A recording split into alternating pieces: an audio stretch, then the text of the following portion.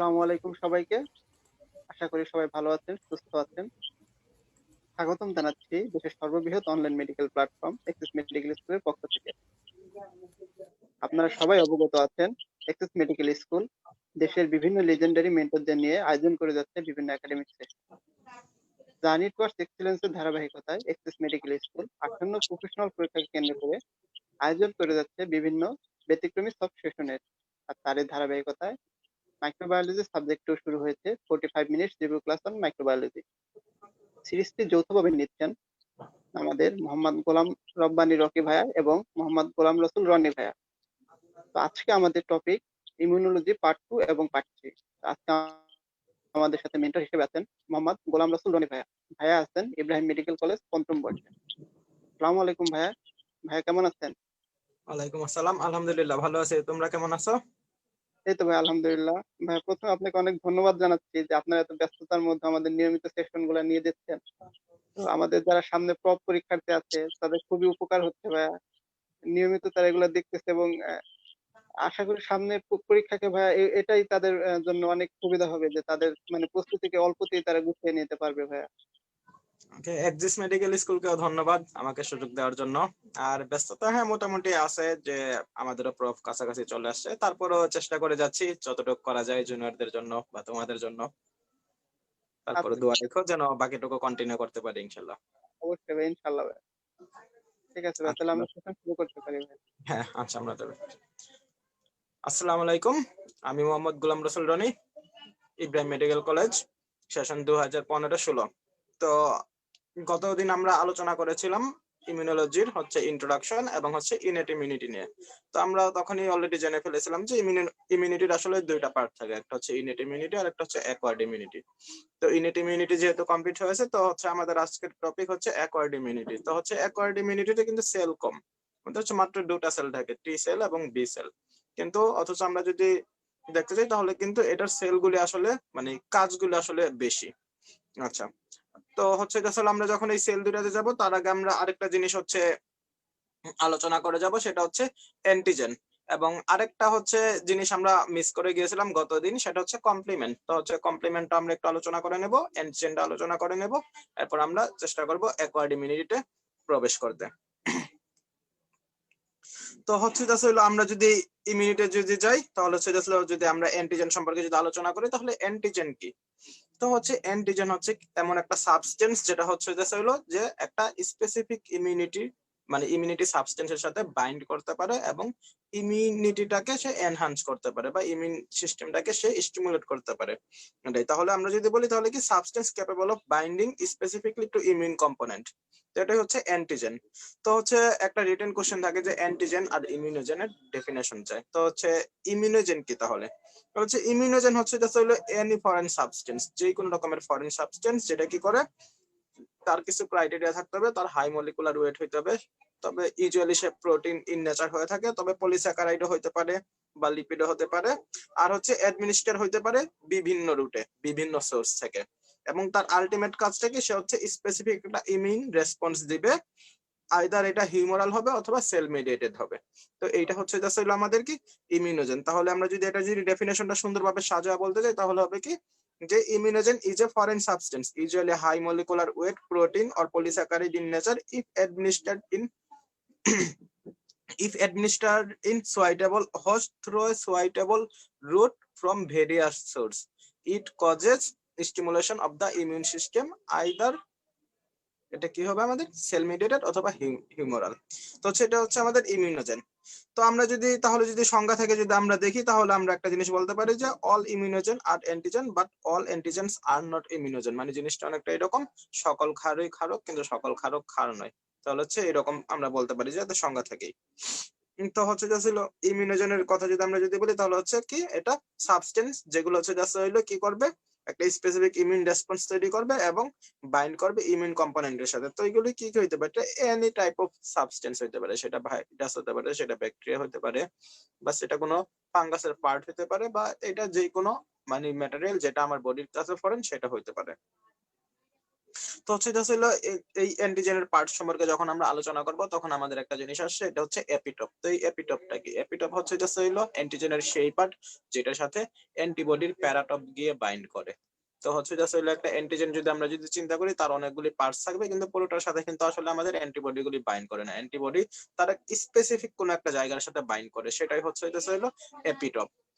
এরপর যদি আমরা যদি আসি অ্যান্টিবডি যে মানে অ্যান্টিজেন গুলির এই এপিটপটা কি রকম থাকে, আচ্ছা এখানে আরেকটা জিনিস থাকে, সেটা হচ্ছে জাস্ট হইলো অ্যান্টিজেনিক ডিটারমিনেন্ট। তো এটা কি? এটা হচ্ছে জাস্ট হইলো সেই পোরশনটা যেটা হচ্ছে হলো মানে কম্বাইন করে থাকে, মানে বাইন্ড করে কার সাথে? আমাদের যেই অ্যান্টিবডির যে প্যারাটপটা আছে ওটার সাথে। তো হচ্ছে এটা হলো এই ডিটারমিনেন্টের উপর ভিত্তি করে আমরা এটাকে আবার তিন ভাগে ভাগ করতে পারি। কি কি আছে আমাদের? লিনিয়ার আছে, কনফার্মেশনাল আছে, আর আছে কি আমাদের নিউ অ্যান্টিজেন। তো লিনিয়ারটা কি? লিনিয়ার যে এপিটপ আছে এই এপিটপটা হচ্ছে একদম বাহিরের দিকে থাকে সাধারণত। এটা কি হয় সাধারণত? মানে বি সেল বা অ্যান্টিবডি গিয়ে তার সাথে ডিরেক্টলি মানে বাইন্ড করে তাকে নিউট্রালাইজ করে ফেলতে পারে, এটা হচ্ছে লিনিয়ার এপিটপ। এরপর আছে কনফার্মেশনাল। একটা অ্যান্টিজেনের বিভিন্ন পার্টে দেখা গেল একদম ফার্স্টে এবং একদম লাস্টে মানে হেড এবং টেইলে তার হচ্ছে বাইন্ড করার মধ্যে কিছু অ্যামাইনো অ্যাসিড আছে, এবং তার বডির মাঝখানে আরো 2-3টা জায়গাতে ওই রকম অ্যামাইনো অ্যাসিড আছে। তো হচ্ছে সবগুলিকে একসাথে নিয়ে আসবে, সেটা করবে কি যে দেখা যাবে যে সবগুলিকে একই সাথে নিয়ে এসে এরপর হচ্ছে অ্যান্টিবডির প্যারাটপটা এখানে গিয়ে বাইন্ড করবে। তো হচ্ছে এটা হচ্ছে কনফার্মেশনাল, যে অনেকগুলি একসাথে নিয়ে সে বাইন্ড করতেছে। আর হচ্ছে নিও অ্যান্টিজেন। নিও মানে হচ্ছে নতুন। তো এটা কি? এই যে নিও অ্যান্টিজেন যেটা, সেটা হচ্ছে আমাদের যে নতুন অ্যান্টিজেন। তো নতুন অ্যান্টিজেন বলতে আসলে বোঝানো হচ্ছে যে অ্যান্টিজেনটাকে বের করে আনা হয়েছে, এরকম না যে সে নতুন আবিষ্কার হয়েছে, যে একটা অ্যান্টিজেন আসলো কিন্তু তার সাথে যে বাইন্ড করবে এইরকম কোনো কিছু পাওয়া যাচ্ছে না। প্যারাটপ যেটার সাথে বাইন্ড করবে ওইরকম কোনো এপিটপ পাওয়া যাচ্ছে না। তখন কি হয়? আমাদের বডি সিস্টেম কিছু মানে কিছুটা প্রোটিওলাইসিস করে বা লাইসিস করে দেয়, লাইসিস করে তার এমন একটা খন্ড বের করে নিয়ে আসবে যেটার সাথে এখন আমার অ্যান্টিবডির প্যারাটপটা বাইন্ড করতে পারবে। এটা হচ্ছে নিও বা নতুন অ্যান্টিজেন। তো এটাকে বলা হচ্ছে নিও অ্যান্টিজেন।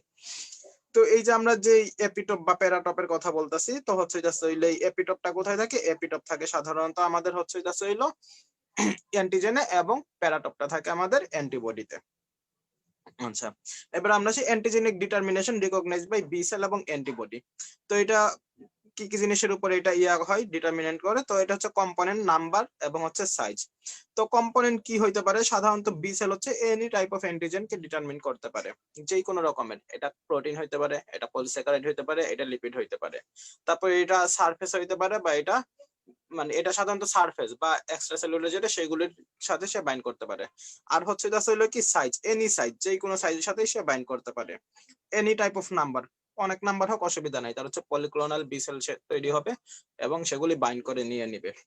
তো এটা হচ্ছে জাস্ট হলো বি সেলের এপিটপ গুলি। আর হচ্ছে জাস্ট হলো টি সেলের ক্ষেত্রে যদি আমরা চিন্তা করি তাহলে কম্পোজিশনে আমাদের একটা রেস্ট্রিকশন চলে আসে, সেটা হচ্ছে জাস্ট হলো কি এটা প্রোটিন হইতে হবে অবশ্যই।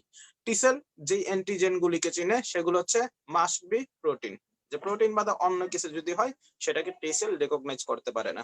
টি সেলকে বলা হয় ওল্ড ইংলিশ জেন্টলম্যান, কারণ হচ্ছে জাস্ট হলো টি সেল তার একটা অ্যান্টিজেন যে আসবে এটাকে ম্যাক্রোফেজ অথবা ডেনড্রাইটিক সেল এরা হচ্ছে সেটাকে এনগালফ করবে, এনগালফ করার পর তার প্রোটিন অংশটুকু রাখবে, বাকিটুকুকে বের করে দিবে। এরপর এই প্রোটিন অংশটুক সে হচ্ছে এমএসসির মাধ্যমে টি সেলের কাছে প্রেজেন্ট করতে হবে। যদি CD4 টি সেল হয় তাহলে এমএসসি ক্লাস 2, আর যদি CD8 হয় বা সাইটোটক্সিক টি সেল হয় তাহলে হচ্ছে এমএসসি 1 এর মাধ্যমে প্রেজেন্ট করতে হবে।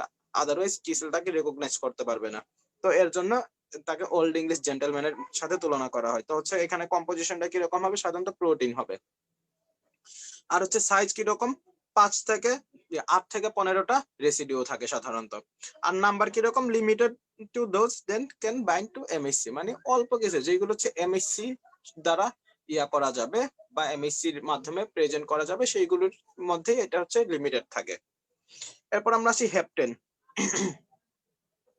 হেপটেনটাকে, হেপটেন হচ্ছে লো মলিকুলার ওয়েট কিছু সাবস্টেন্স যেগুলো হচ্ছে এটা ছিল সাধারণত আমাদের ইমিউন সিস্টেমটাকে বা ইমিউনোলজির যে সেলগুলি আছে তাদেরকে কোনো রেসপন্স করার জন্য ইনডিউস করে না, কিন্তু যখন কোনো একটা কিছুর সাথে বাইন্ড করে, এটা যদি স্পেসিফিকলি প্রোটিন হয় বা আদার কোনো কিছু যদি হয়, এটার সাথে বাইন্ড করার পর তারা করে কি, তারা হচ্ছে এটা ছিল তখন ইমিউন সিস্টেমটাকে তখন স্টিমুলেট করে দেয়। ইমিউন সিস্টেমটা তখন তাদের এগেইনস্টে অ্যান্টিবডি তৈরি করতে পারে। তো এই হেপটেন গুলি কারা হইতে পারে? যেমন লো মলিকুলার ওয়েট আছে টিএনপি, ডিএনপি, অথবা আমরা যেই মানে ইয়াগুলি খাই, বিভিন্ন ড্রাগ খাই, এইগুলো হ্যাপটেন, অথবা আমরা যে খাবারগুলি খাই এইগুলো হচ্ছে হ্যাপটেন। তো এই যে হ্যাপটেন, এই হ্যাপটেনটা তাহলে কিভাবে ইমিউন রেসপন্সটা তাহলে তৈরি করতে পারে?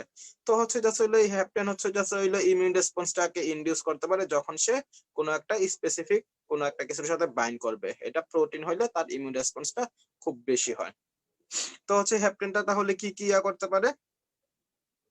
এরা হচ্ছে জাস্ট হইলো মানে যেভাবে এদেরকে আবিষ্কার করা হলো, দেখা গেল যে প্রথমে হচ্ছে জাস্ট হইলো যে যেই হ্যাপটেন গুলো আছে এদের এগেনস্টে কোনো অ্যান্টিবডি বা কোনো রকম ইমিউন রেসপন্স নাই।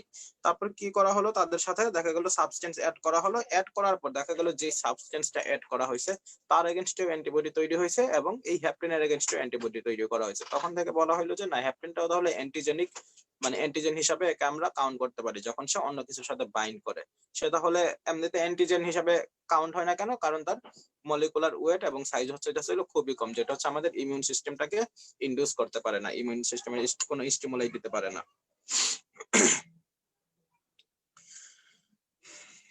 তারপর হচ্ছে আসলে ইমিউনোজেনেসিটি, মানে কি কি ফ্যাক্টর আছে যে একটা যেই সাবস্টেন্স এটা কতটুকু ইমিউনোজেনেসিটি দিবে বা এটা কতটুকু ইমিউনোজেন হবে, এটার কি কি ফ্যাক্টর আছে।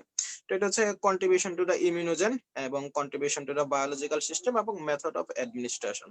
তো হচ্ছে কন্ট্রিবিউশন টু দ্য ইমিউনোজেন, প্রথম কথা হচ্ছে ফরেননেস, যে যে জিনিস যত বেশি ফরেন হবে সেটা তত বেশি ইমিউনোজেন হিসেবে কাজ করবে বা আমার ইমিউন সিস্টেমটাকে তত বেশি সে মানে অ্যাক্টিভেটেড করে দিতে পারবে। তারপর হচ্ছে হইলো সাইজ, যে যে জিনিস যত বড় সাইজ হবে সেটা তত বেশি ইমিউনোজেন হবে। কেমিক্যাল নেচার, সবচেয়ে বেশি হচ্ছে আমরা বলছি অলরেডি প্রোটিন। তারপর হচ্ছে কেমিক্যাল কমপ্লেক্সিটি, যেটা তত বেশি কমপ্লেক্স থাকবে কেমিক্যালি সেটা তত বেশি হচ্ছে হইলো ইয়া করতে পারবে, ইমিউন সিস্টেমটাকে স্টিমুলেট করতে পারবে। এরপর হচ্ছে হইলো এর ফিজিক্যাল ফর্ম এবং ডিগ্রেডেবিলিটি। তো হচ্ছে ফরেননেসে যদি আমরা যদি আসি তাহলে হচ্ছে হইলো ইমিউন সিস্টেম সাধারণত ডিসক্রিমিনেট করে সেলফ আর নন সেলফটাকে। এটা কে করতে পারে সবচেয়ে ভালো? এটা হচ্ছে ইনেট ইমিউনিটি সেলগুলি করতে পারে। তবে অ্যাকোয়ার্ড ইমিউনিটি সেলগুলো করতে পারে, তবে একদম পারফেক্টলি করে ইনেট ইমিউনিটি সেল।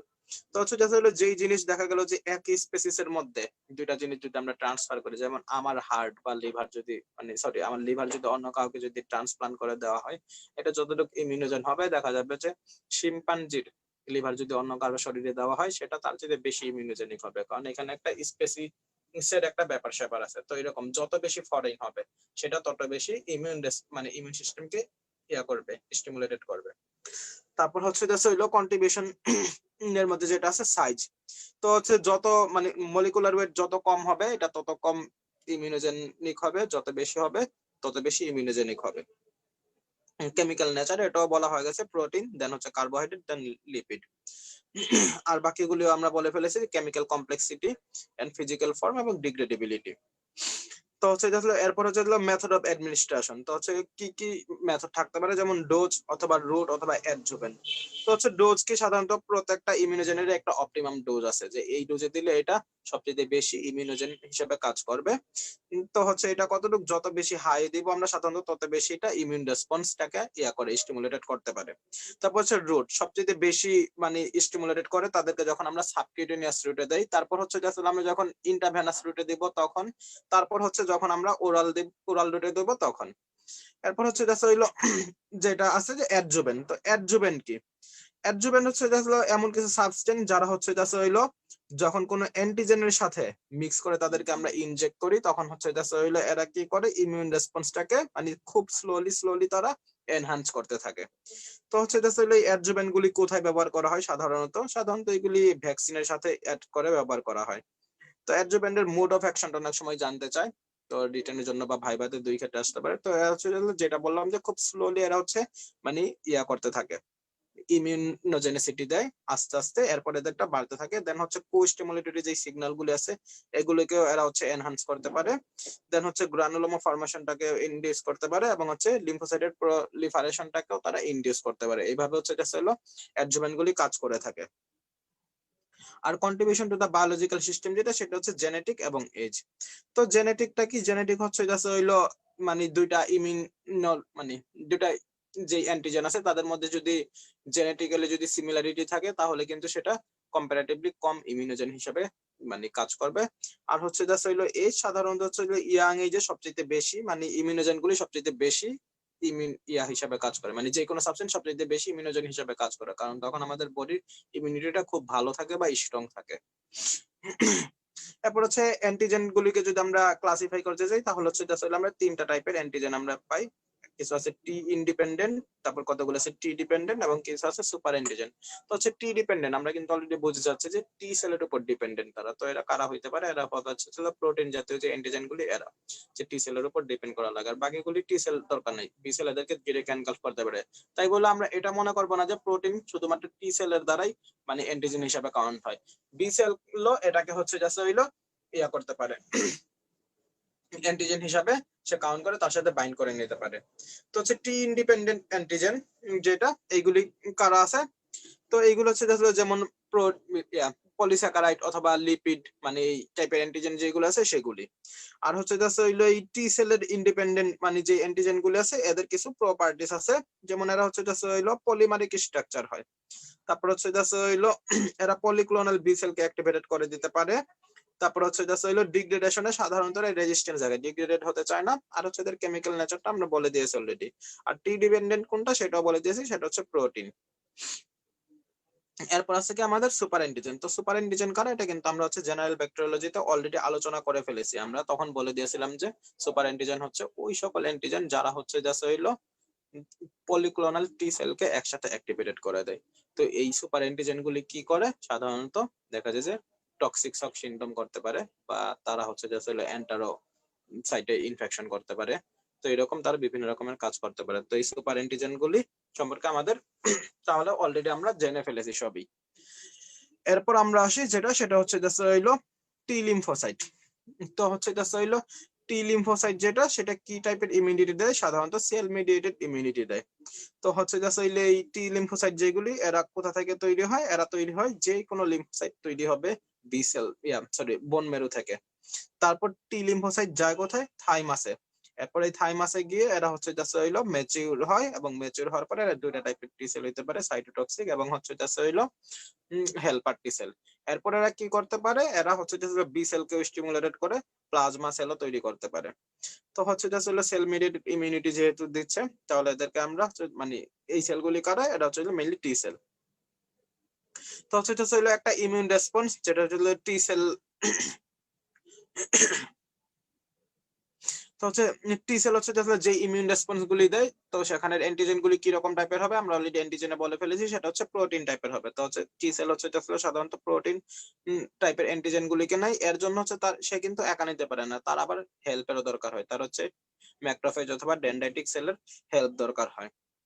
তো টি লিম্ফোসাইট কার সাথে বাইন্ড করে? বাইন্ড করে সাধারণত সে হচ্ছে হইলো অ্যান্টিজেন প্রেজেন্টিং সেলের সাথে এবং টার্গেট সেলের সাথে। তো অ্যান্টিজেন প্রেজেন্টিং সেল কে কে আছে? আমরা জানি যে অ্যান্টিজেন প্রেজেন্টিং সেল আছে আমাদের ম্যাক্রোফেজ, ডেনড্রাইটিক সেল এবং বি সেল, প্রফেশনাল যেগুলি। আর নন প্রফেশনালও কিছু অ্যান্টিজেন প্রেজেন্টিং সেল আছে। তো এইগুলি কারা? যেগুলো হচ্ছে হইলো MHC2 হচ্ছে হইলো মানে তাদের সারফেসে অ্যাপিয়ার করে যখন হচ্ছে ইনডিউস হয় ইন্টারফেরন আলফা অথবা গামা দিয়ে। তো হচ্ছে হলো এই টি সেলের ইম্পর্টেন্সটাকে তো হচ্ছে আমরা অলরেডি বলে দিয়েছি, তারা হচ্ছে কি টাইপের ইমিউনিটি দেয়? সেল মিডিয়েটেড ইমিউনিটি দেয়। তো এই সেল মিডিয়েটেড ইমিউনিটি দেওয়ার কারণে তারা করে কি? সাধারণত ইন্টারসেলুলার যে অর্গানিজম গুলি আছে, ভাইরাস অথবা ব্যাকটেরিয়া, ইন্টারসেলুলার ব্যাকটেরিয়া যেগুলি, এদেরকে তারা কিল করতে পারে। তো এর জন্য হচ্ছে হইলো অথবা টিউমার সেল যেগুলি, এদের এগেইনস্ট এই টি সেল গুলি কাজ করতে পারে। তো হচ্ছে আসলে ইন্টারসেলুলার যে ইয়াগুলি আছে, এইটা কোন টি সেল দিয়ে হয়? এটা হলো সাধারণত সাইটোটক্সিক টি সেল দিয়ে। তো হচ্ছে আমরা তাহলে জেনে নিই সাইটোটক্সিক টি সেল এবং হেল্পার টি সেল যে বলতেছে এটা আসলে কি। তো হচ্ছে টি সেল আসলে দুই রকমের। এটা হচ্ছে আসলে CD4 টি সেল অথবা হেল্পার টি সেল, আর একটা আছে সাইটোটক্সিক টি সেল বা CD8 টি সেল। তো CD4 টি সেল কোনটা? CD4 টি সেল হচ্ছে হলো যারা হচ্ছে হলো MHC2 যাদের সারফেসে অ্যাপিয়ার করে তাদেরকে আমরা CD4 টি সেল বলি, এবং যাদের সারফেস হচ্ছে MHC1 এর জন্য রিসেপ্টর থাকে তাদেরকে আমরা CD8 টি সেল বলি বা সাইটোটক্সিক টি সেল বলি।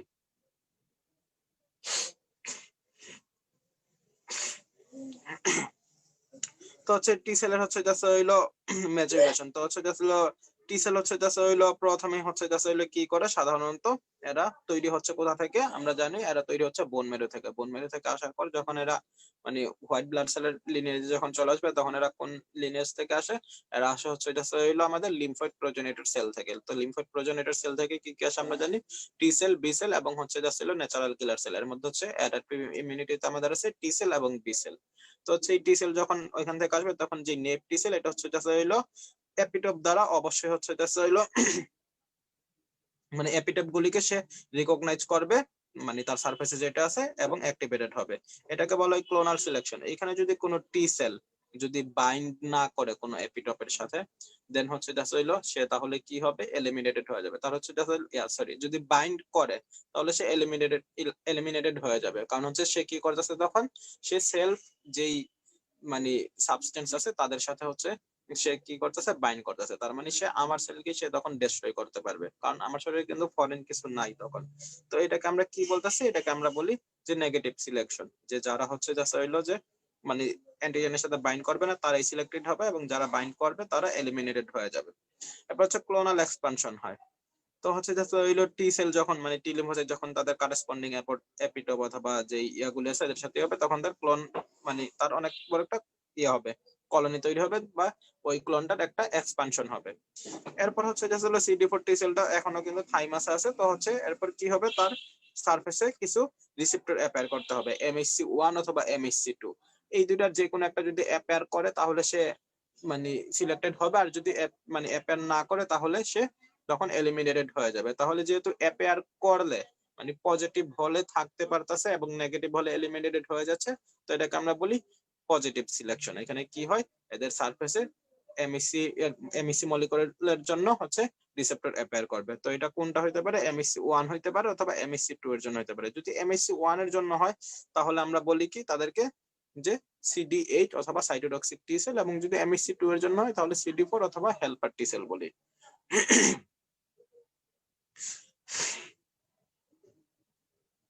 তো হচ্ছে আমরা তাহলে টি সেল সম্পর্কে বললাম। এরপর হচ্ছে টি সেলের যে সাব পপুলেশন গুলি। তো আমরা যদি দেখি টি সেলের হচ্ছে জাস্ট হইলো তিনটা সাব পপুলেশন থাকে। একটা alpha beta chain of T cell receptor, একটা হচ্ছে গামা ডেল্টা আছে মানে gamma delta chain of T cell receptor, আর একটা আছে আমাদের এনকে টি সেল। তো হচ্ছে ন্যাচারাল কিলার টি সেল। তো এই ন্যাচারাল কিলার টি সেল যেটা ওইটা হচ্ছে জাস্ট ওইটা সম্পর্কে আমরা বলে না, এদের হচ্ছে জাস্ট বোথ টি সেল এবং ন্যাচারাল কিলার সেলের মতো এদের প্রপার্টিস। মানে এরা টি সেল কিন্তু এরা কি করতেছে, ন্যাচারাল কিলার মতো সহজাত মারণ কোষ হিসেবে এরা কাজ করতেছে। এরা হচ্ছে জাস্ট লিপিডটাকে রিকগনাইজ করতে পারে, কারণ এদের সেল সারফেসে CD1D নামের একটা মলিকুল আছে এটা দিয়ে। আর আলফা বিটার চেইন অফ টি সেল তো হচ্ছে তিন রকমের আছে, টি হেল্পার সেল আছে, টি সাইটোটক্সিক সেল আছে এবং টি রেগুলেটরি সেল আছে। তো এই alpha beta chain of T cell receptor যেটা, তো টি হেল্পার এবং সাইটোটক্সিক টি সেল যেটা সেটা হচ্ছে আলাদা হয় কি দিয়ে, আমরা জানি যারা CD4 এবং CD8 দিয়ে আলাদা হইতে পারে। আর টি সেল যদি CD4 এর সাথে যদি মানে বাইন্ড করতে পারে তাহলে কিন্তু আমরা তখন তাকে হেল্পার টি সেল বলি। তো হচ্ছে এই সাইটোটক্সিক টি সেল গুলি কি করে, সাধারণত MHC1 এর মাধ্যমে হচ্ছে এরা ইয়া করে মানে অ্যান্টিজেন গুলিকে রিকগনাইজ করে এবং তাদেরকে ডিরেক্টলি সে কিল করে ফেলে, মানে ওই সেলটাকেই সে কিল করে ফেলে। সাইটোটক্সিক আমরা এর জন্যই বলি, বা সেল মিডিয়েটেড ইমিউনিটি দিচ্ছে। আর হচ্ছে কি করে হেল্পার টি সেল যেটা সেটা হচ্ছে কি করে তখন সাইটোটক্সিক টি সেলকে অ্যাক্টিভেটেড করতে পারে এবং বি সেলকেও অ্যাক্টিভেটেড করতে পারে। তো হেল্পার টি সেল কিন্তু আমাদের দুই রকমের ইমিউনিটি দিচ্ছে, সেল মিডিয়েটেড এবং বা সেলুলার, এবং হচ্ছে হিউমারাল ইমিউনিটি দুইটাই দিচ্ছে। তো এই দুটার মধ্যে কিন্তু তাহলেই কমন একটা মানে একটা পার্থক্য আছে। আর রেগুলেটরি টি সেল যেটা সেটা কি, সেটা হচ্ছে যে টি সেলকে সাপ্রেস করে রাখে। যে যখন দেখবে যে টি সেলটা অনেক বেশি পরিমাণে হওয়া যাচ্ছে বা পলিক্লোনাল টি সেল অ্যাক্টিভেশন হচ্ছে, তখন এরা কি করে, এদের আর যে জিন আছে এই জিনটা তখন অ্যাক্টিভেটেড হয়ে যায়, এই টি সেল গুলি রেগুলেটরি টি সেল হয়ে যায়। তারা কি করে, অন্যান্য যে সাব পপুলেশন আছে তাদেরকে সে সাপ্রেস করে রাখে। এভাবে সে টি সেলের লেভেলটাকে মেনটেন করে রাখে সাধারণত। তারপর হচ্ছে জাস্ট হইলো ইন্টারলিউকিন 10 আছে কিছু, ইন্টারলিউকিন 4 এবং টি হেল্পার 2 মানে হেল্পার টি সেল যেটা 2 সেটা। তো হচ্ছে জাস্ট হইলো হেল্পার টি সেল 2 যেটা বা TH2 সেল যেটা সেটা হচ্ছে কি করে, ইন্টারলিউকিন 10 তারপর হচ্ছে জাস্ট হইলো আর কিছু সাইটোকাইন রিলিজ করে। এরা কি করে সাধারণত অ্যান্টিজেন স্পেসিফিক যে টি সেলের যে ইয়াটা প্রলিফারেশনটা আছে সেটাকে তারা হচ্ছে জাস্ট হলো মেইনটেইন করতে পারে। আর হচ্ছে TH3 সেল আছে একটা হেল্পার টি সেল 3 যেটা, সেটা কি করে, সেটা হচ্ছে নতুন একটা সাব টাইপ তো এরা কি করে সাধারণত টিজিএফ বিটা যেটা সেটাকে হচ্ছে জাস্ট হলো প্রডিউস করতে পারে।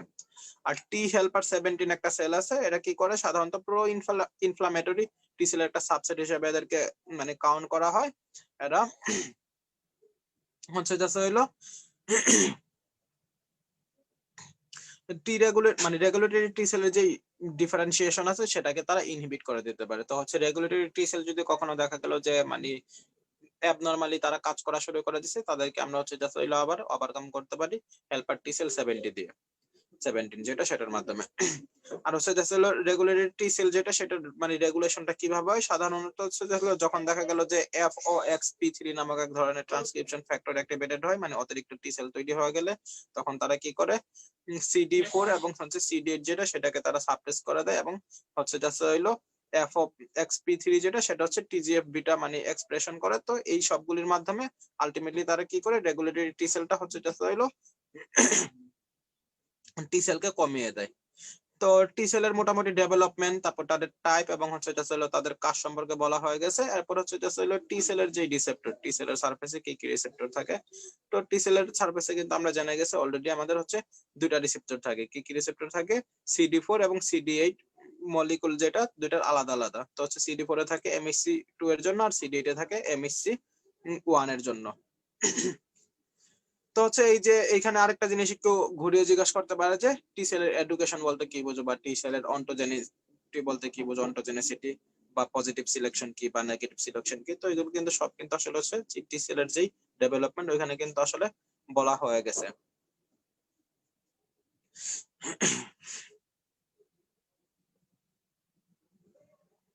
তো এবার আমরা আসি CD28 এবং হচ্ছে CTLA4 যেটা, এগুলো সম্পর্কে একটু জানি আমরা। তো হচ্ছে CD28 বা CTLA4 এইগুলি কি? তো হচ্ছে জাস্ট হইলো টি সেল সাধারণত CD3+ একটা রিসেপ্টর থাকে, অথবা হেল্পার টি সেলে CD4 থাকে, সাইটোটক্সিকে CD8 থাকে, বি সেলে থাকে CD19, ন্যাচারাল কিলারে CD16 অলরেডি আমরা বলে দিয়েছি, এবং CD56 থাকে। তো হচ্ছে জাস্ট CTLA4 যেটা সেটা কি, সেটা হচ্ছে সাধারণত টি সেলটাকে এরা হচ্ছে জাস্ট হইলো অ্যাপোপ্টোসিসের দিকে ধাবিত করে দেয়, বা টি সেলটাকে এরা কন্ট্রোলে রাখার চেষ্টা করে। এরপর টি সেলের স্ট্রাকচারে যদি আমরা আসি, তাহলে সেটা ছিল তার যে লাইট মানে চেইন গুলো আছে, এখন হচ্ছে এটা হলো প্রত্যেকটা চেইনের আমরা দুইটা ডোমেন পাই। আমরা এখন স্ট্রাকচার নিয়ে কথা বলতেছি। তো হচ্ছে যে এই ডোমেনে কি কি থাকে, আমাদের ভেরিয়েবল এবং কনস্ট্যান্ট কিছু ডোমেন থাকে। তো হচ্ছে ভেরিয়েবলটা কি করে, ভেরিয়েবলটাই সাধারণত হচ্ছে যে হলো অ্যান্টিজেনের সাথে বা অ্যান্টিজেনটাকে রিসিভ করে, এবং কনস্ট্যান্ট যেটা সেটা সবসময় কনস্ট্যান্টেই থাকে। বা ভেরিয়েবলটা হচ্ছে জাস্ট হলো আমরা যদি বলি সেটা হচ্ছে জাস্ট হলো আমাদের প্যারাটপ হিসাবেও কাজ করতে পারে।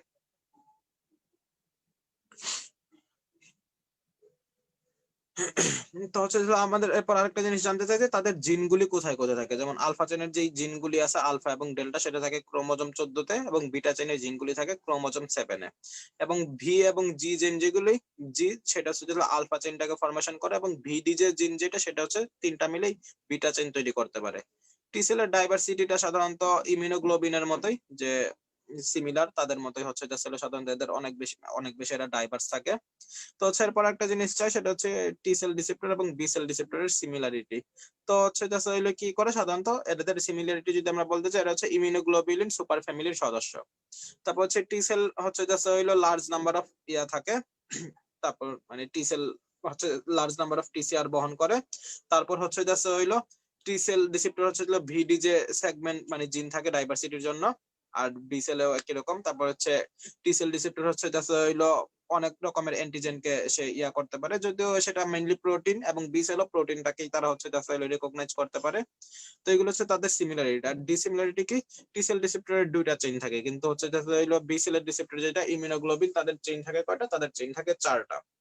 তারপর antigen recognition, T cell recognise করে সাধারণত যখন এমএসসির মাধ্যমে প্রেজেন্ট হবে তখন, কিন্তু বি সেল যে কোনো ভাবেই তাদেরকে হচ্ছে আসলে রিকগনাইজ করে নিতে পারে। সরি, একটু 1 মিনিটের একটা ব্রেক নিচ্ছি।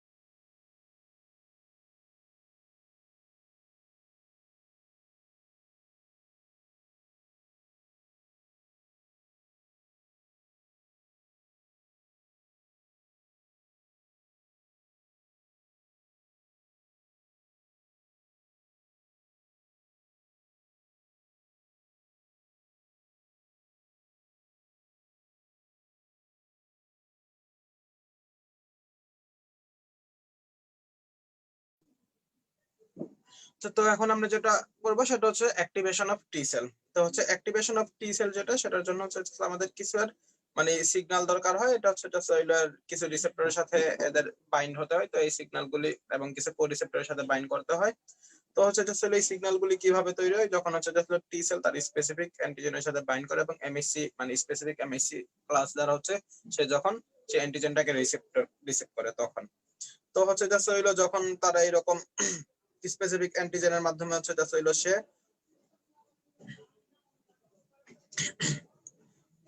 স্পেসিফিক অ্যান্টিজেনের মাধ্যমে যখন সে হচ্ছে জাস্ট হইলো রিসিভ করবে, তখন হচ্ছে জাস্ট হইলো কি করবে, তার হচ্ছে জাস্ট হইলো যেই জিনগুলি আছে তার জিনগুলি অ্যাক্টিভেটেড হবে। তো হচ্ছে টিসিআর এবং সিডি3 হচ্ছে জাস্ট হইলো এই মানে জিনগুলিকে অ্যাক্টিভেশন করতে পারে। সাধারণত এরা কি করে, কিছু ক্যালসিয়ামটাকে ইনফ্লাক্স করে। তাহলে এরা কি করে, তখন ফসফোকাইনেজটাকে অ্যাক্টিভেটেড করে। তো হচ্ছে জাস্ট হইলো এই সেরিন ফসফোকাইনেজকে যখন অ্যাক্টিভেটেড করবে, তখন কি হয়, কিছু ফসফোলাইপেজ সি তৈরি হয়, যেটা হচ্ছে জাস্ট হইলো ফসফো মানে ইনসিডল ফসফোডাইডাল যেটা, সেটাকে অ্যাক্টিভেটেড করে হচ্ছে ইনসিডল ট্রাইফসফেট তৈরি করে।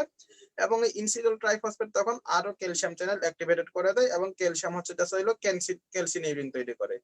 এই ক্যালসিনিউরিন হচ্ছে ইন্টারলিউকিন 2 তৈরি করে এবং ইন্টারলিউকিন 2 এর রিসেপ্টরকেও সে স্টিমুলেট করতে পারে। তো এই ক্যালসিনিউরিন যেটা, সেটা হচ্ছে আসলে আমরা সাধারণত সাইক্লোসেরিন অ্যান্টি ক্যান্সার ড্রাগ, সেটাকে দিয়ে আমরা ইনহিবিটেড করতে পারি। তো হচ্ছে এটা আমরা গ্রাফট রিজেকশনে ইউজ করে থাকি। তো হচ্ছে এটা গেল এদের অ্যাক্টিভেশন, এবং অ্যাক্টিভেশনের কিছু রিসেপ্টর দরকার হয়, CD4 এবং CD8 রিসেপ্টর। তো হচ্ছে CD4 কার সাথে বাইন্ড করে সাধারণত আমরা জানি, এবং CD8 ও কার সাথে বাইন্ড করে আমরা অলরেডি বলে দিয়েছি। এরপর হচ্ছে হইলো এদের CD28 আরেকটা কো রিসেপ্টর আছে, এটা কার সাথে বাইন্ড করে, এটা সাধারণত B27 এর সাথে বাইন্ড করে। এবং এই B27 এর সাথে যখন বাইন্ড করবে তখনই এটা অ্যাক্টিভেটেড হবে। এর আগে কিন্তু সে অ্যাক্টিভেটেড হতে পারে না। সে প্রথমে হচ্ছে ম্যাক্রোফেজের সাথে মানে CD4 অথবা CD8 এর মাধ্যমে বাইন্ড করতে হবে, এটা সিগন্যাল 1। এবং হচ্ছে সিগন্যাল 2 কি, তার হচ্ছে CD28 এর সাথে B7 আসতে হবে। এখানে দুইটা সিগন্যালের দরকার হয়। যদি প্রথম সিগন্যাল আসার পর দ্বিতীয়টা না আসে, তাহলে কিন্তু এনার্জি ডেভেলপ করে, ওটা থেকে অটো ইমিউনিটির মতো হইতে পারে। তারপর হচ্ছে জাস্ট হইলো এই যে এই CD28 যেটা, সেটার সাথে যে B7 বাইন্ড করলে এই জায়গায় যদি CTL4 যদি আসে, তাহলে কিন্তু ওই টি সেলটা তখন আর অ্যাক্টিভেটেড হইতে পারবে না। ওটা তখন মানে সাপ্রেস হয়ে যাবে বা ওটা তখন ইনঅ্যাক্টিভেটেড হয়ে যাবে। এটা আমরা কোথায় ইউজ করতে পারি, এটা সাধারণত টি সেলের যদি কোনো ইয়ে হয়, টি সেল দিয়ে যদি কোনো মানে লিউকেমিয়া বা কোনো ক্যান্সার টাইপ কোনো কন্ডিশন ডেভেলপ করে, তখন আমরা সাধারণত এই সিস্টেমটা আমরা ইউজ করে থাকি বা CTLF4 এর আমরা ব্যবহার করে থাকি। তারপর হচ্ছে B7 মলিকুল গুলি কোথায় থাকে, এই যে B7 মলিকুল যে বলতেছে আমরা CD28 এর সাথে বাইন্ড করে। তো এই B7 টা থাকে সাধারণত ডেনড্রাইটিক সেলে থাকতে পারে, অথবা অ্যাক্টিভেটেড ম্যাক্রোফেজে থাকতে পারে, অথবা বি সেলেও থাকতে পারে এরা B7 মলিকুলটা। তারপর হচ্ছে এনার্জি এবং নিউটার টি সেল এনার্জি কিভাবে ডেভেলপ করে সেটা আমরা অলরেডি বলে দিয়েছি। কিন্তু হচ্ছে সিডি মানে টি সেল সম্পর্কে মোটামুটি এইটুকুই। এর বাইরে আশা করি আর তেমন বেশি কিছু দরকার হবে না। এরপর ফাংশন যদি জানতে চাই, তাহলে আমরা কিন্তু বলে দিয়েছি টি সেল কি করে সাধারণত। তো এরা হচ্ছে সেল মিডিয়েটেড ইমিউনিটি দেয়, এবং CD4 হেল্পার টি সেল যেটা, তারা হচ্ছে বোথ সেল মিডিয়েটেড এবং বি সেলকেও তারা অ্যাক্টিভেশন করতে পারে এবং লং টার্ম মেমোরি দেয়। এবং হচ্ছে তারা সেকেন্ডারি ইমিউন রেসপন্সের জন্য আমাদের হচ্ছে টি সেলটাকে দরকার হয়। এরপর আমরা আসি বি সেল। তো হচ্ছে বি সেলে যদি আমরা আসি, তাহলে হচ্ছে বি সেল কি টাইপের ইমিউনিটি দিতে পারে, এটা অবধ ফিমোরাল এবং সেলুলার ইমিউনিটি দিতে পারে। তো হচ্ছে আমরা সাধারণত এদের ফিমোরালটা সম্পর্কে আমরা ডিসকাশন করে থাকি। তো হচ্ছে এরা কিসের পার্ট আমরা জানি, এরা হচ্ছে অ্যাডাপটিভ ইমিউন সিস্টেমের পার্ট। তো হচ্ছে হইলো অ্যাডাপটিভ ইমিউনিটি সিস্টেমের পার্ট যেহেতু, তার মানে এদেরকে আমরা অ্যাকোয়ার্ড করে থাকি। তো বি লিম্ফোসাইট যেটা, এটা কি করে সাধারণত ফিমোরাল ইমিউনিটি দেয় সাধারণত, তবে এরা সেলুলারও দিতে পারে। তারপর হচ্ছে অ্যাডাপটিভ ইমিউনিটি যেটা, সেটা হচ্ছে এই যে বি সেলটা যে আছে, এই বি সেলটা এখানে ইম্পর্টেন্ট কেন, কারণ তারা হচ্ছে যে অ্যান্টিবডি তৈরি করে, এটা হচ্ছে মেমোরি সেল হিসেবে পরবর্তীতে থেকে যেতে পারে, এবং তারা পরবর্তীতে আমাদেরকে অনেকদিন পর্যন্ত ইমিউনিটি দিতে থাকে। যেমন আমরা যেই বলি যে একবার অমুক ডিজিজ হলে, যেমন হচ্ছে অনেকে প্রথম দিকে বলতেছিল যে কোভিডে যদি একবার আক্রান্ত হয় তাহলে সেকেন্ড টাইম আর হবে না, কারণ এটা হচ্ছে যেই মানে বি সেল তৈরি হচ্ছিল তার মেমোরি যদি থেকে যায় বা মেমোরি বি সেল তৈরি হয়, তাহলে সেটা পরবর্তীতে যখন কোভিড আসবে সাথে সাথে তাকে নিউট্রালাইজ করে ফেলবে। কিন্তু এটা দেখা গেছে কি এক্সচেঞ্জের জন্য বর্তমানে এটা কিন্তু সেকেন্ড টাইম বা থার্ড টাইম অ্যাটাক হয়, এটা দেখা যাচ্ছে যে কোভিড দিয়ে হচ্ছে। তো হচ্ছে বি লিম্ফোসাইট যেটা, সেটা অ্যাক্টিভেটেড হয় কি, অ্যাক্টিভেটেড হওয়ার পর কি করে সাধারণত প্লাজমা সেলে ট্রান্সফার হয়। তারপর প্লাজমা সেল যেটা, সেটা হচ্ছে জাস্ট হলো পরবর্তীতে অ্যান্টিবডি তৈরি হয়। তো অ্যান্টিবডি কার উপর কাজ করে, সাধারণত অ্যান্টিজেনের উপর কাজ করে। কোন টাইপের মানে অ্যান্টিজেনের উপর কাজ করে, সাধারণত এক্সট্রা সেলুলার অথবা এক্সোটক্সিন অথবা নিউট্রালাইজেশনের কাজও তারা করে থাকে।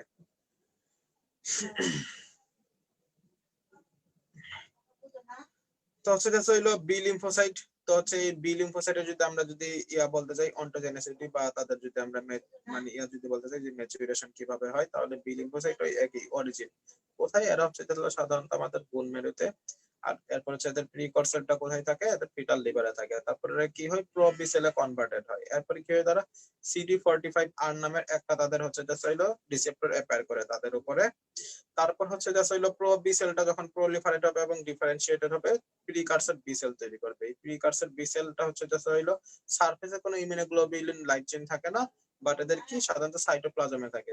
তারপর যখন এটা সারফেসে অ্যাপিয়ার করবে, মানে আইজিএম মানে এটা আসবে, তারপর হচ্ছে যে হলো তাদের আইজিডি এবং আইজিএম যখন আসবে, তখন তাকে আমরা কমপ্লিটলি বলবো যে এটা একটা কমপ্লিট বি সেল হিসেবে তৈরি হয়েছে। তাহলে হচ্ছে যে একটা কমপ্লিট বি সেলের দুইটা থাকতে হবে, মানে এক্সপ্রেশন করতে হবে দুইটা অ্যান্টি মানে লাইক মানে ইমিউনোগ্লোবিউলিন চেইনের, একটা কি এম এবং আরেকটা হচ্ছে ডি। তো হচ্ছে যে এই বি সেলের কিন্তু আবার দুই রকমের যেতে হয়, মানে ক্লোনাল সিলেকশন এবং ক্লোনাল ডিলেশন, দুইটা যেতে হয়। পজিটিভ সিলেকশন এবং নেগেটিভ সিলেকশন একই। তারা যদি সেলফ অ্যান্টিজেনের সাথে বাইন্ড করে, তাহলে তারা কি হবে? এলিমিনেটেড হয়ে যাবে। এটা হচ্ছে কি এখানে নেগেটিভ সিলেকশন। বাইন্ড না করলে তারা মানে সিলেক্টেড হবে এবং বাইন্ড করলে এলিমিনেটেড হয়ে যাবে। এরপর হচ্ছে তাদের হচ্ছে সারফেসে মানে যেই ইমিউনোগ্লোবিউলিন লাইট চেইন যেটা আছে, সেটার হচ্ছে হইলো এক্সপ্রেস হয়ে যাবে। যদি এটা এক্সপ্রেস হয়, তাহলে তারা থাকবে, এক্সপ্রেস না হলে এলিমিনেট হয়ে যাবে। যেহেতু প্রথমবার হচ্ছে বাইন্ড না করলে সিলেক্টেড হচ্ছিল, তাই সেটা নেগেটিভ সিলেকশন, এবং পরবর্তীতে যে immunoglobulin light chain of IgM এবং আইজিডি অ্যাপেয়ার করলে থাকতেছে এবং অ্যাপেয়ার না করলে সেটা এলিমিনেটেড হয়ে যাচ্ছে। তো সেটাকে আমরা বলতেছি কি সাধারণত নেগেটিভ পজিটিভ সিলেকশন, যে অ্যাপেয়ার করলে থাকবে এবং অ্যাপেয়ার না করলে সে চলে যাবে। তো এটার জন্য আমাদের কি কি দরকার? পজিটিভ এবং নেগেটিভ সিলেকশন। এরপর তারা কি তাদের রিসেপ্টরটাকে এডিটও করতে পারে। যত রকমের অ্যান্টিবডি আসবে ততবার তারা এরকম এটাকে এডিট করে নিতে পারে। এই যে বি সেলটা, যে এটাকে আমরা সাধারণত দুই ভাগে ভাগ করতে পারি, বি1 বি সেল এবং বি2 বি সেল। তো হচ্ছে বি1 বি সেল কি, এরা হচ্ছে সাধারণত স্টেম সেল থেকে ফিটাল লাইফে অ্যাপায়ার করে এবং হচ্ছে হইলো সারফেস আইজিএম থাকে, কিন্তু কোনো আইজিডি থাকে না। মানে হচ্ছে সেলফ রিনিউয়াল ক্যাপাবিলিটি আছে এদের, এবং CD5 মার্কার আছে এদের সেল সারফেসে কম। এবং যদি আমরা কন্ট্রাস্ট অন দা কন্ট্রারি যদি আমরা চিন্তা করি, তাহলে হচ্ছে বি2 বি সেল যেটা, সেটা হচ্ছে হইলো কি সাধারণত এদের ওই রকম মানে বি1 বি সেলের যে ক্যারেক্টারিস্টিক গুলো আছে সেগুলো কোনোটাই থাকে না। তো হচ্ছে বি2 বি সেলটা কি সোর্সটা কি সাধারণত বোন মেরু। তারপর হচ্ছে মেজর সাইট তাদের কোনটা, তাদের হচ্ছে লিম্ফয়েড অর্গান যেগুলো সেখানে থাকে। তারপর হচ্ছে এটা হইলো সোমাটিক হাইপার ম্যাচুরেশন বা মিউটেশন যেটা, সেটা হয়ে থাকে এবং টি সেলের হেল্প দরকার হয়, এবং আইসোটাইপ আছে তাদের বিভিন্ন রকমের। আর হচ্ছে যেগুলো সারফেসে আইজিজি এবং আইজিএম দুইটাই থাকবে। তো হচ্ছে বি লিম্ফোসাইটের অ্যাক্টিভেশন। বি লিম্ফোসাইটের অ্যাক্টিভেশন দুই রকমের হয়ে থাকে, একটা হচ্ছে টি ডিপেন্ডেন্ট আর একটা হচ্ছে টি ইন্ডিপেন্ডেন্ট। এই যে টি ডিপেন্ডেন্ট এবং টি ইন্ডিপেন্ডেন্ট বলা হচ্ছে, তাহলে টি ডিপেন্ডেন্ট কোনগুলি? সাধারণত যেগুলি টি সেল প্রেজেন্ট করে। টি সেল প্রেজেন্ট করলে এটা অবশ্যই কোন টাইপের অ্যান্টিজেন হবে? যেটা প্রোটিন মানে মলিকুলার পিয়াটা হবে প্রোটিন। এবং টি ইন্ডিপেন্ডেন্ট আছে, সেখানে হচ্ছে টি সেল ছাড়া সে নিজেই গিয়ে অ্যান্টিজেনকে ধরবে এবং সে অ্যাক্টিভেটেড হয়ে যেতে পারবে। তো হচ্ছে সাধারণত কোন জায়গাতে সাধারণত হচ্ছে হলো যে তৈরি হয়, যে কি বলেন মেমোরি সেলটা তৈরি হয় বা লং টার্ম মেমোরি থাকে।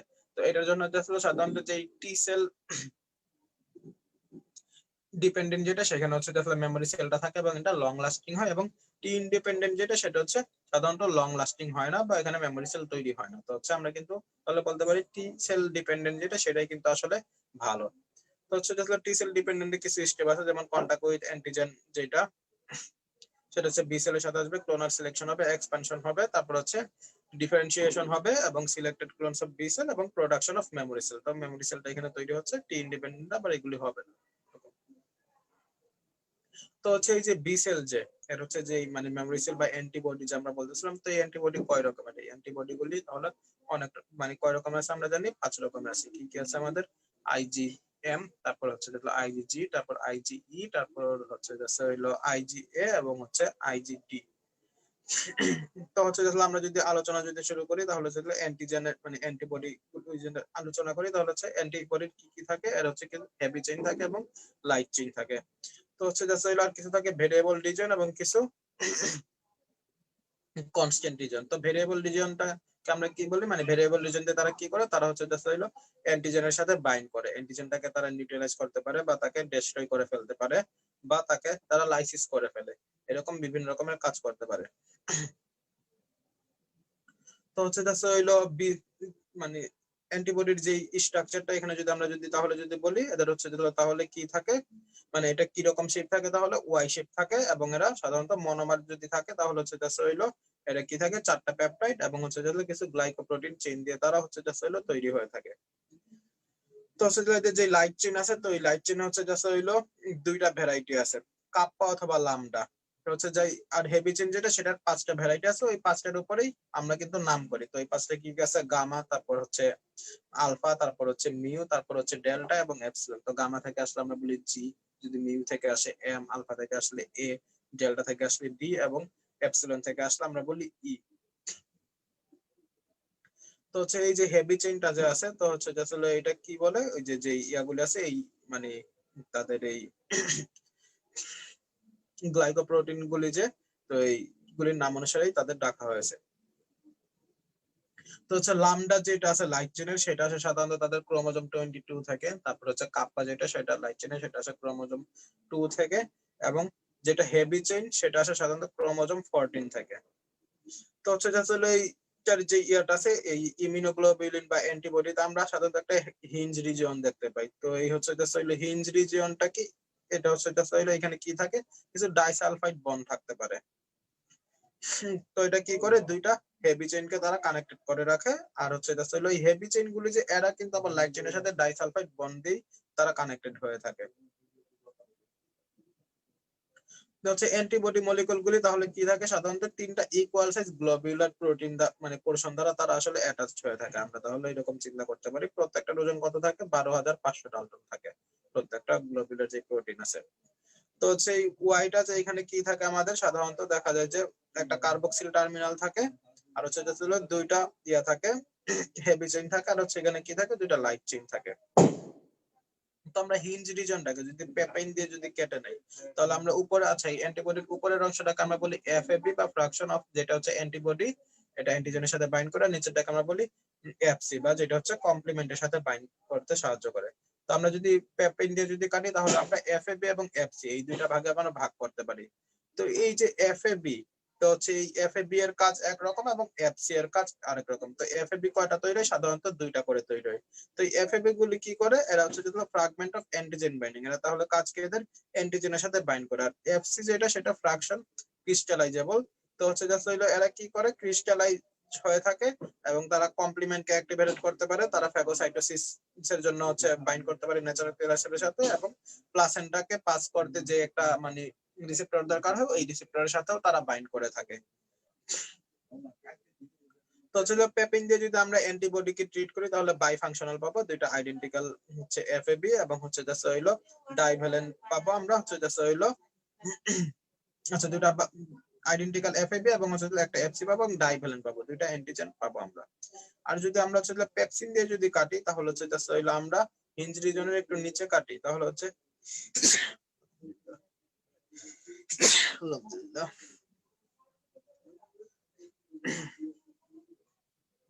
তাহলে আমরা হচ্ছে হিঞ্জ রিজনের নিচে আমরা কাটতে পারি। তো হচ্ছে ভেরিয়েবল রিজন, কনস্ট্যান্ট রিজন সম্পর্কে আলোচনা করে ফেলেছি, ওই একই রকম এখানেও ভিডি যে সেগমেন্ট থাকে এবং সি সেগমেন্ট থাকে, এই সি সেগমেন্ট হচ্ছে তাদের মানে কনস্ট্যান্ট বা ইয়া করতে পারে। তারপরে হচ্ছে ভিটা হচ্ছে ভেরিয়েবলের জন্য, যে হচ্ছে জয়েনিং এর জন্য, ডি হচ্ছে জাস্ট হলো ডাইভার্সিটির জন্য। তো এইরকম এদের যে প্রত্যেকটা যেই জিন আছে প্রত্যেকটা কিন্তু আলাদা আলাদা ভাবে কাজ করতে পারে। তো এর যদি আমরা যদি ডোমেইনের হিসাব করি তাহলে হচ্ছে জাস্ট হলো এদের কি কি ডোমেইন আছে, প্রত্যেকটা আমরা যদি ডোমেইন করি তাহলে এদের কয়টা ডোমেইন থাকে আমরা যদি দেখি, তাহলে আমরা তাহলে লাইট চেইনে যদি হিসাব করি তাহলে হচ্ছে এখানে আমাদের 4 থেকে 5টা থাকতে পারে প্রত্যেক সাইডে, তাহলে এরকম। আবার হচ্ছে হেভি চেইনে যদি আমরা চিন্তা করি তাহলে 2টা করে ডোমেইন থাকে, তাহলে প্রত্যেকটা যদি আমরা 12,500 ডালটন দিয়ে যদি আমরা গুণ দিই তাহলে কিন্তু এর মলিকুলার ওয়েটটা আমরা পেয়ে যেতে পারি। এরপরে হচ্ছে ভেরিয়েবল যে ডোমেইনটা আছে, এই ভেরিয়েবল ডোমেইনের কাজ কি, ভেরিয়েবল ডোমেইন হচ্ছে চেঞ্জ হতে পারে। এখানে হচ্ছে জাস্ট হইলো চেঞ্জ হওয়ার কারণে এখানে যে অ্যামাইনো অ্যাসিড গুলি সিকোয়েন্স গুলি এইগুলি চেঞ্জ হওয়ার কারণে, আর হচ্ছে জাস্ট হইলো অনেক রকমের তারা অ্যান্টিজেনের সাথে বাইন্ড করতে পারে বিভিন্ন সময় বা বিভিন্ন টাইমে, তারা এরকম মানে বিভিন্ন ইয়াতে বাইন্ড করতে পারে, বিভিন্ন অ্যামাউন্টে তারা বাইন্ড করতে পারে। তো বিভিন্ন সময় বিভিন্ন টাইমে তারা চেঞ্জ হইতে পারে যেহেতু সেটা ভেরিয়েবল। তো এইভাবে তারা হচ্ছে জাস্ট হইলো যে নতুন কোনো মানে যদি অ্যান্টিজেন আসে তার এগেনস্টেও তারা হচ্ছে যে প্রিপেয়ার থাকে এবং মেমোরি তৈরি করে রাখে, পরবর্তীতে সেই অ্যান্টিজেনের সাথে তারা মানে যখন এক্সপোজার আসবে তখন তারা র্যাপিডলি একটা অ্যাকশন নেবে এবং তাকে মেরে ফেলতে পারবে। আর কনস্ট্যান্ট রিজন যেটা সেটার উপর ভিত্তি করে হচ্ছে জাস্ট হইলো তার যে মানে হেবিচিট যেটা সেখানে হচ্ছে জাস্ট হইলো তার নামকরণ করা হয় সাধারণত। তো হচ্ছে আমরা যদি এই ইমিউনোগ্লোবুলিন গুলো যদি আমরা যদি কম্পেয়ার করতে চাই তাহলে কিন্তু আমরা কিছু কম্পারিজমে যেতে পারি। যেমন হচ্ছে জাস্ট হইলো আইজিএম যেটা সেটা হচ্ছে জাস্ট হলো সাধারণ কি সেটা মনোমার থাকতে পারে, সেটা পেন্টামার থাকতে পারে। আইজিএম প্রাইমারি ইমিউন রেসপন্সের সেল এবং হচ্ছে জাস্ট মোটামুটি সব রকমের মানে মানে অ্যান্টিবডি যে কাজগুলো এগুলো কিন্তু মোটামুটি আইজিএম দ্বারাই হয়ে থাকে। এবং যদি তাদের হচ্ছে জাস্ট হইলো আইজিজি তে যদি আমরা যাই তাহলে এরা হচ্ছে জাস্ট হইলো ইমিউনোগ্লোবিন এমন একটা যেটা হচ্ছে প্লাসেন্টা ক্রস করতে পারে। তারা প্লাস হচ্ছে এরা হচ্ছে ফিটাল যেই মানে অ্যান্টিবডি গুলি আছে তো হচ্ছে মানে একটা মানে নিউনেটের এই অ্যান্টিবডি গুলি কোথা থেকে আসে, তাহলে কোন অ্যান্টিবডি থাকে তাহলে সেগুলো আইজিজি থাকতে পারে এবং এরা সেকেন্ডারি ইমিউন রেসপন্সের সেল হিসেবে কাউন্ট করা যায়। তারপর আইজি যেটা সেটা হচ্ছে সাধারণত প্যারাসাইটিক ইনফেকশনে তারা হচ্ছে অংশগ্রহণ করে। এবং হচ্ছে হইলো আইজিজি এবং আইজিএম যেটা তারা কিন্তু কমপ্লিমেন্ট অ্যাক্টিভেশনেও হেল্প করে। এবং আইজিই যেটা সেটা হচ্ছে ইসোনোফিলের সাথে তাদের বাইন্ড করার একটা রিজন আছে, এটা হচ্ছে এইভাবে প্যারাসাইটকে কিল করতে পারে। তারপর হচ্ছে আইজি যেটা সেটা সিক্রেটরি ইমিউনোগ্লোবুলিন হিসেবে কাজ করে। এবং আইজিডি যেটা সেটার কাজ এখন পর্যন্ত জানা যায় না, এটা এখন পর্যন্ত সেরকম ভাবে এক্সপোজার আসে নাই বা এটা সম্পর্কে করা হয় না। তো এই যে ইমিউনো মানে অ্যান্টিবডি যেটাকে আবার আমরা তিনটা ভাগে ভাগ করতে পারি, আইসোটাইপ, ইডিওটাইপ এবং অ্যালোটাইপ।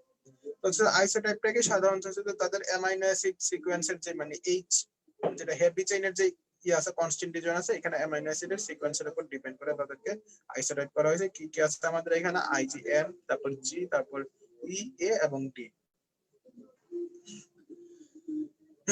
তারপর অ্যালোটাইপ হচ্ছে এক অথবা দুইটা অ্যামাইনো অ্যাসিড সাবস্টিটিউশনের জন্য যে অল্টারনেটিভ অ্যান্টিজেনিক যে ফর্মগুলি তৈরি করে থাকে, তো ওইটাকে আমরা বলি অ্যালোটাইপ। এবং ইডিওটাইপ কি? ইডিওটাইপ হচ্ছে হাইপার ভেরিয়েবল রিজনের যে হয় প্যারাটপের যে বিভিন্ন রকমের ফরমেশন হয় এটার জন্য যে সিকোয়েন্সে যে চেঞ্জ হয় সেটাকে আমরা বলি ইডিওটাইপ। তো হচ্ছে বি সেল এবং অ্যান্টিবডি থেকে মোটামুটি এইটুকুই দরকার হয়, আর তেমন বেশি কিছু দরকার নাই। মোটামুটি এর মধ্যে রিটেন এবং ভাইবা সব কমন পড়ে যাবে। তো হচ্ছে তাহলে আমাদের আজকে আরো গত দিনের কিছু টপিক আমরা বাদ আছে, সেটা হচ্ছে কমপ্লিমেন্ট এবং হচ্ছে অটো ইমিউনিটি এবং হাইপার সেন্সিটিভিটি। আমরা হচ্ছে এটা চেষ্টা করব অন্য একটা ক্লাসে নিয়ে নেওয়ার জন্য। তো আজকে আমাদের ক্লাসটা মোটামুটি এই পর্যন্তই। Thank you.